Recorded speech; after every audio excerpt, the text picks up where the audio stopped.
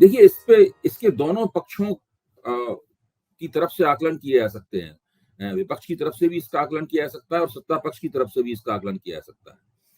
विपक्ष का मानना यह है कि इस प्रश्न की विपक्ष बड़ी चर्चा चाहता था, वो चाहता था कि प्रधानमंत्री बोले। सत्ता पक्ष छोटी चर्चा चाहता था और कहता था कि गृह मंत्री इसका जवाब दे देंगे मणिपुर की समस्याओं पे। लेकिन विपक्ष नहीं माना, इससे गतिरोध पैदा हुआ। फिर विपक्ष ने कहा कि हम अविश्वास प्रस्ताव लाएंगे, जिसके ऊपर 2-3 दिन तक चर्चा होती रहेगी और भी मणिपुर के साथ साथ और भी न जाने कितने विषयों के ऊपर इसमें चर्चा हो सकती है और प्रधानमंत्री बाद में मजबूर होंगे इसका जवाब देने के लिए। और सत्ता पक्ष का मानना यह है कि हमने विपक्ष को मजबूर कर दिया है अविश्वास प्रस्ताव लाने के लिए। सत्ता पक्ष की तरफ से जिसमें स्पिन दी जा रही है, वो स्पिन बड़ी दिलचस्प है। टीवी पे ये कहा जा रहा है कि हमने विपक्ष को मजबूर कर दिया है अविश्वास प्रस्ताव लाने के लिए। अब केवल मणिपुर पे ही बात नहीं रह जाएगी, बल्कि सारे देश की सारी समस्याओं पे बात होगी। विपक्ष की जो सरकारें हैं उनके ऊपर भी बात होगी, विपक्ष ने अतीत में जो काम किए हैं उनके ऊपर भी बात होगी और कुल मिलाकर एक दूसरे ही तरह की बहस जो है वो हो जाएगी। मणिपुर के सवाल पे तो सत्ता पक्ष का पूरा यकीन है कि वो कांग्रेस की सरकारें रही हैं मणिपुर में लगातार, उनकी नाकामियों को सामने रखेगा। ये किस तरह कांग्रेस की सरकार ने उस समस्या को कभी हल नहीं किया और मणिपुर हमेशा हिंसा से खदबदाता रहा है। वहां की जो जातीय समस्या है, वहां की जो एथनिक प्रॉब्लम है, वो कांग्रेस सरकार को अभी तक हल कर देनी चाहिए थी, वगैरह वगैरह। तो इस तरह से अच्छा, सरकार को कोई खतरा तो है नहीं, तो ध्वनि मत से पहले से तय है कि ये अविश्वास प्रस्ताव गिर जाएगा।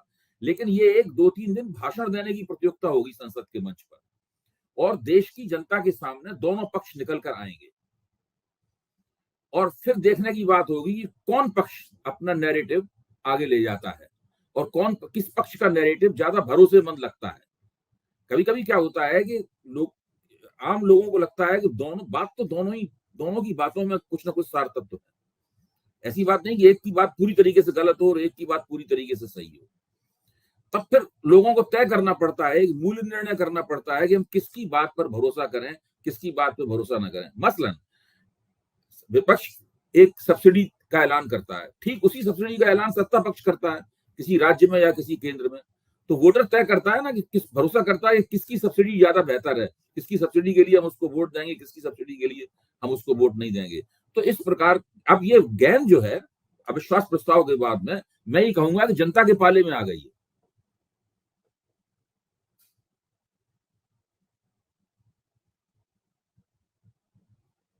आपका कहना है कि गेंद जनता के पाले में आ गई, यानी जनता को दोनों पक्षों को सुनने का मौका मिलेगा और जनता को ये तय करने का मौका मिलेगा दोनों में से कौन अपनी बात जो कह रहा है उसमें ज्यादा दम है।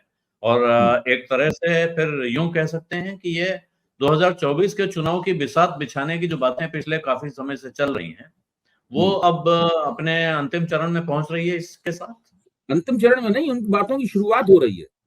ये हम नहीं कह सकते कि अंतिम चरण में पहुंच रही है। अभी गैर भाजपा शक्तियों ने अपना मोर्चा बनाया है, जिसका संक्षिप्त नाम इंडिया है। नाम तो उनका बहुत लंबा है, उसको अभी कहने का मुझे अभ्यास भी नहीं पड़ा, इतना लंबा नाम है उसका, लेकिन अभी संक्षिप्त नाम उसका इंडिया है।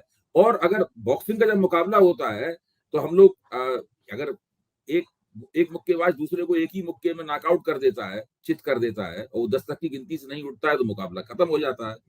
लेकिन अगर कई राउंड्स में मुकाबला चलता है तो उसमें किसने किसको कितने घूंसे मारे उसके आधार पर अंक मिलते हैं।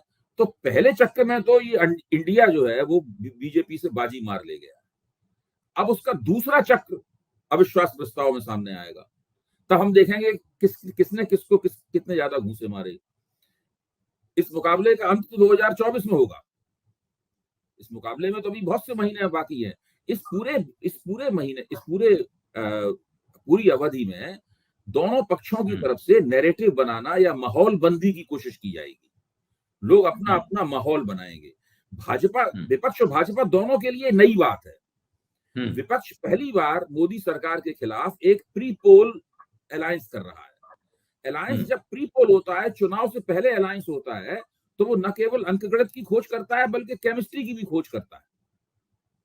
तो विपक्षी मोर्चा जो है वो अंकगणित से भी ज्यादा केमिस्ट्री की खोज कर रहा है। हम लोग अंकगणित में उलझे रहते हैं, हम लोग उससे ही उम्मीद करते रहते हैं कि आप बीजेपी के 300 350 उम्मीदवारों के खिलाफ एक उम्मीदवार खड़ा करके दिखाइए, हमारी उनसे अपेक्षा ये होती है। जबकि अगर आप ध्यान से देखें तो इसकी कोई ज्यादा जरूरत नहीं है। देखिए, दक्षिण भारत में कर्नाटक को छोड़ दिया जाए तो भारतीय जनता पार्टी ने कभी अपनी चुनावी ताकत नहीं दिखा पाई। वहां भाजपा को हराने के लिए किसी विपक्षी एकता की आवश्यकता नहीं, कोई विपक्षी एकता की जरूरत नहीं है। उसके बाद में देश में करीब 200 सीटें ऐसी हैं जहां भाजपा का मुकाबला करने के लिए केवल कांग्रेस है और दूसरी पार्टियों को वोट मिलता है तो 2-3% से ऊपर वोट नहीं जा पाता। सारा मुकाबला भाजपा और कांग्रेस के बीच में है। उन 200 सीटों में भी, यानी दक्षिण भारत की सीट, उसमें कर्नाटक की सीटें भी, तो 200 सीटों में भाजपा और कांग्रेस बिल्कुल आमने सामने है। वहां किसी विपक्षी एकता की जरूरत नहीं है। विपक्षी एकता की जरूरत जहां दिखाई पड़ती है वो उत्तर प्रदेश में दिखाई पड़ती है, दिल्ली में दिखाई पड़ती है, पंजाब में दिखाई पड़ती है और एक आध जगह और दिखाई पड़ती है।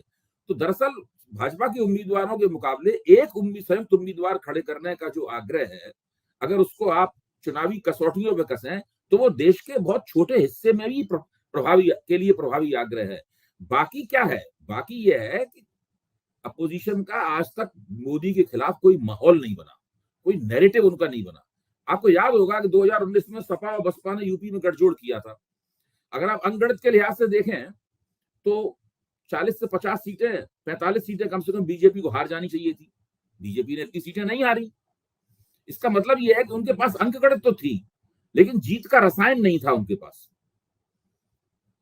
अब मोर्चा बनने का मतलब यह है कि अब जीत का रसायन भी होगा, कम से कम उसके बनाने की कोशिश होगी, और बहुत समय रहते बना लिया गया है। ऐसा नहीं है कि वो जनवरी फरवरी मार्च में बनता मोर्चा ही आ गया। काफी समय है सत्ताधारी गैर भाजपा शक्तियों के पास अपना माहौल बनाने के लिए, और अगर माहौल उन्होंने ठीक से बना पाया तो जो पार्टियां अभी नहीं है इनके साथ में, उनमें से भी कई पार्टियां इनके साथ आ जाएंगी। देखिए, किसी भी क्षेत्रीय, जहां पर क्षेत्रीय शक्तियां मुकाबला करती हैं, अगर एक क्षेत्रीय शक्ति एनडीए में जाती है तो दूसरी क्षेत्रीय शक्ति इंडिया में आ जाएगी अपने आप। भारत राष्ट्र समिति जो तेलंगाना में चुनाव लड़ रही है कांग्रेस के खिलाफ, वो बड़ा जबरदस्त वहां पे संघर्ष हो रहा है। उसने तो मल्लिकार्जुन खड़गे को बधाई दी है उन लोगों ने कि आपने बड़ा अच्छा मोर्चा बनाया है, और कहा है कि हम बंगलौर नहीं आए, इसका मतलब ये मत समझिए कि हम विपक्ष की एकता के खिलाफ हैं। चंद्रशेखर राव कभी भी नहीं चाहेंगे कि वहां पर मामला त्रिकोणात्मक हो जाए और भाजपा को घुसने का मौका मिले। तो वो फिर लोकसभा चुनाव के लिए अलायंस की खोज कर सकते हैं कांग्रेस के साथ में, तो वो फिर यहाँ पे आएंगे, इंडिया के मंच पे आएंगे। तो इंडिया के मंच में तो अभी और भी ज्यादा इजाफा होना है संगठनों का। सवाल ये है कि वो लोग अपना माहौल कैसे बनाएंगे।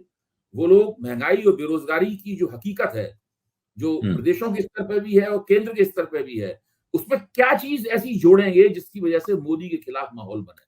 कर्नाटक में तो भ्रष्टाचार और निकम्मापन भी जुड़ा हुआ था। हिमाचल प्रदेश में भी महंगाई बेरोजगारी के साथ भ्रष्टाचार और निकम्मापन जुड़ा हुआ था। दिल्ली महानगर पालिका के चुनावों में भी यही स्थिति थी। तो उन लोगों ने वहां पर क्या जोड़ा? भ्रष्टाचार और निकम्मापन जोड़ा। साथ में उन्होंने अपना बताया कि हम बीजेपी से भी आगे बढ़ के सब्सिडियां देंगे, हम ओल्ड पेंशन स्कीम देंगे, वो सब्सिडी है सारी सारी, हम सब्सिडियां देंगे। अब वो केंद्र के लिए वो तंत्र सब्सिडी, कौन सी सब्सिडी का प्रस्ताव रखेंगे? आप ध्यान कीजिए कि 2019 में राहुल गांधी ने भी एक बहुत बड़ी सब्सिडी देने का ऐलान किया था, 75,000 या कितनी सब्सिडी देने का ऐलान किया था, लेकिन जनता ने उनकी बात नहीं मानी। जनता ने मोदी की सब्सिडी पे यकीन किया। ये अब देखने की बात होगी कि दरअसल कौन, जनता किसकी बात मानेगी। धीरे धीरे उत्तरोत्तर गेंद जनता के पाले में आएगी।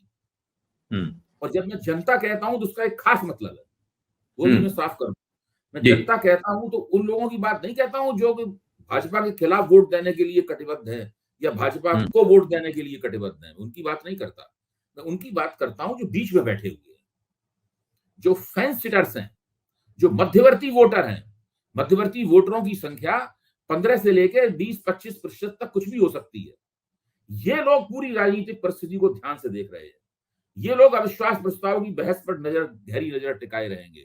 ये लोग दोनों पक्षों की जो माहौल बंदी होगी उसके ऊपर गौर करेंगे। ये लोग जिधर वोट देना तय करेंगे वो जीतेगा। सत्य हिंदी का ऐप डाउनलोड करें गूगल प्ले स्टोर पर।